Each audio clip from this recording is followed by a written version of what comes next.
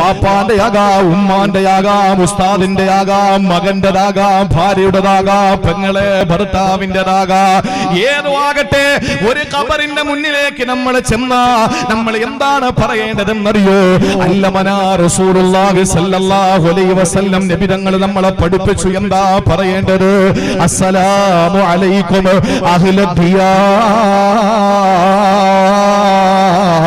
അസ്സലാമു അലൈക്കും അഹ്ലദ്ദിയാരി മിനൽ മുസ്ലിമീൻ.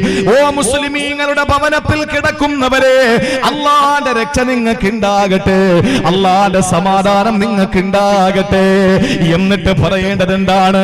വഇന്നാ ഇൻഷാ അല്ലാഹു ബികും ലാഹിഖൂ.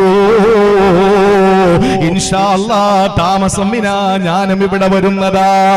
വാപ്പയെ അടക്കിയിരിക്കുന്ന ഖബറിന്റെ മുകളിലുള്ള മൈലാഞ്ചി ചെടിയുടെ മീസാൻ കല്ലിന്റെ ചാരത്ത് ചെന്നിട്ട് ഒരു പൊന്നുമോന് പറയുന്നു, അസ്സലാമു അലൈക്കും യാ അബീ.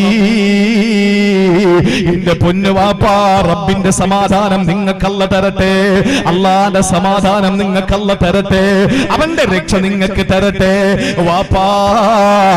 ഇന്നാ ഇൻഷാ അല്ലാഹ് ഉദ്ദേശിക്കുകയാണെങ്കിൽ ബികും ലാഹിഖൂ, നിങ്ങളുടെ അടുത്ത് ഞാനും വരും വാപ്പാ.